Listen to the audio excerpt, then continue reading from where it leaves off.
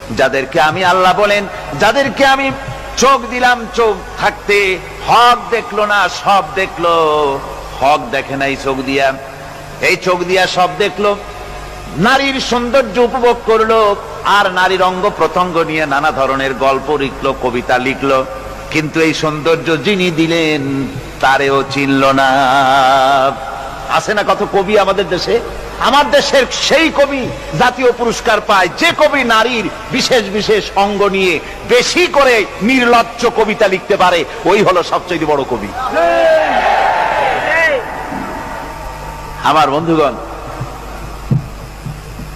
একজন বুজুর্গ ব্যক্তি তিনি পথ দিয়ে যাচ্ছিলেন, তো সে পথে এক সুন্দরী যুবতী মেয়েকে দেখে সেই যুবতী মেয়ের দিকে এই বুজুর্গ ব্যক্তি এক নজরে তাকায় আছে।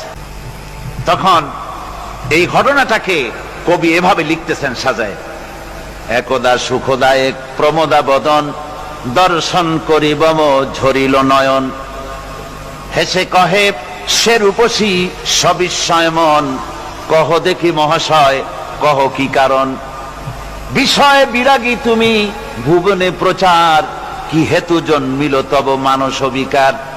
সামান্য ললনা রূপ করি দর্শন, উচিত না হয় তব অশ্রু বরিশন।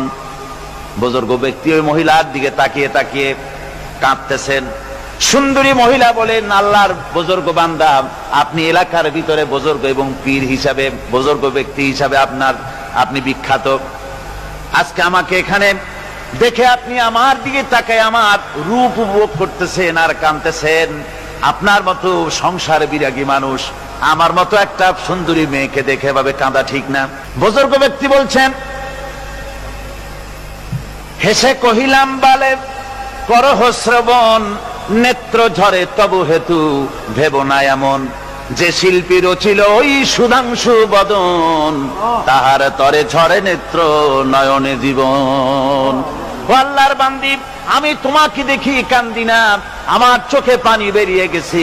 তোমারে দেখে আমি মনে মনে ভাবলাম, এত সুন্দর করে যিনি মানুষ বানিয়েছেন, না জানি ওই আল্লাহ রব্বুল আলামিন কত বড় সুন্দর। আমার ভাইরা, সুতরাং চোখ থাকতে ওরা আল্লাহ রাব্বুল আলামিনের কুদরত ওরা দেখে নাই, কান থাকতে কোরআনের আওয়াজ ওদের কানের মধ্যে ঢোকে নাই, বিবেক থাকতে আল্লাহর দ্বীনকে বুঝতে পারে নাই, চিন্তা করতে পারে নাই। আল্লাহ রাব্বুল আলামিন বলেন, উলাইকা কাল্লানাম, এরা হলো চতুষ্পদ জানোয়ার, বালহুম আদল। শুধু জানোয়ার না, জানোয়ারের চাইতেও নিকৃষ্ট। এমনই জানোয়ার, আল্লাহ বলেন শুধু জানোয়ার না, জানোয়ারের মতো শুধু খায় জনমের মতো। ওয়াল্লাযীনা কাফারু ইয়াতামাত্তাউনা ওয়া ইয়াকুলুনা কামা তাকুলুল আনআম। এই কাফেরগুলির কাম শুধু ফুর্তি করা, গান বাজনা, নাটক, গল্প, এই সব কাজ তাদের। নামাজ নাই, রোজা নাই, আল্লাহর চিন্তা নাই, তাহাজ্জুদ নাই, পরহেজগারি নাই, শুধু গান আর নাচ। দেখেন না ফুর্তি। এই যে 1 জানুয়ারি রাত 12টার সময় আমার ঘুম ভেঙে গেল, এই যেখানে আমি ছিলাম, বিকট আওয়াজ। আমি মনে করলাম পাশের বাড়ি বুঝি ডাকাত পড়ছে। পরে বাড়িওয়ালা আমাকে বললেন যে ডাকাত না, বোধহয় এই নিউ ইয়ার সেলিব্রেট হচ্ছে, নতুন বৎসর উদযাপন হচ্ছে, বোমা দিয়ে শহরবাসীর আরামের ঘুম হারাম করে এগুলি করা হচ্ছে। এ তো গেল 1 জানুয়ারি। আর যখন আমাদের নিজেরটা যখন আসে, অর্থাৎ 1 বৈশাখ, তখন দেখছেন অবস্থা 1 বৈশাখের।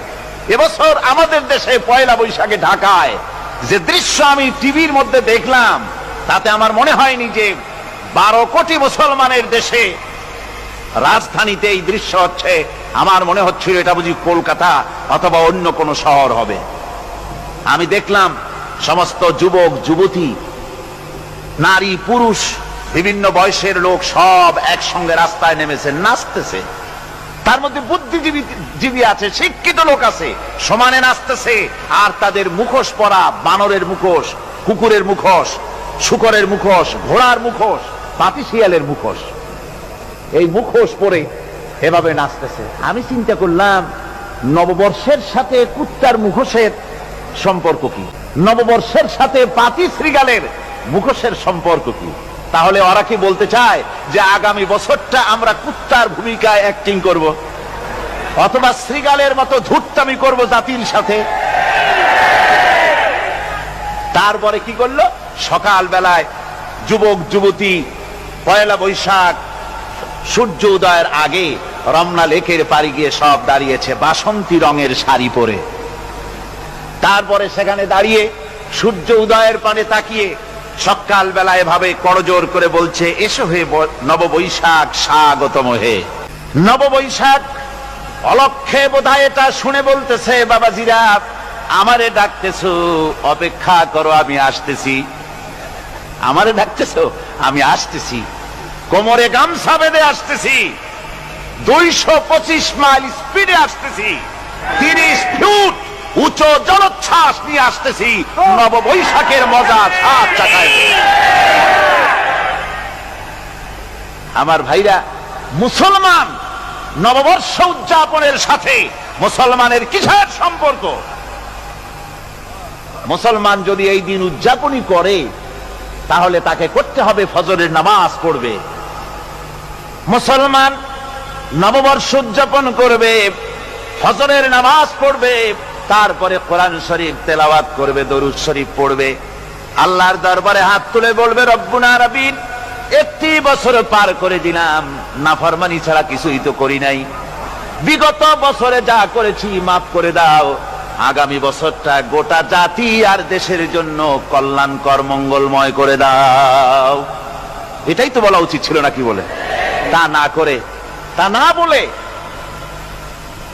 বৈশাখের পরিচালককে না দেখে সরাসরি বৈশাখকে আহ্বান করা হয়েছে। আর বৈশাখ আহ্বান করার মজা জনমের মতো দেখাই দিয়েছে। আল্লাহ রাব্বুল আলামিন তাই বলেন, কাফেররা তাদের কাজ হলো শুধু খাওয়া, তারা এমন খাওয়া খায় জনমের মতো খায়। ইয়াকুলুনা কামা তাকুলুল আনাম, জানোয়ারে যেমন খায় ওই রকম খায়। তার মানে খায়, একটু বিসমিল্লাহ কয় না, খায়া যখন ছেড়ে দেয় তখন আলহামদুলিল্লাহ বলে না, বাহাদ্দা খায়, আবার বাহাদ্দা খায়।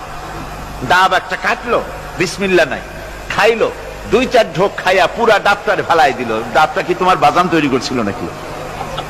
একটু বিসমিল্লাহ বললা না, একটু শুকরিয়া আদায় করলাম।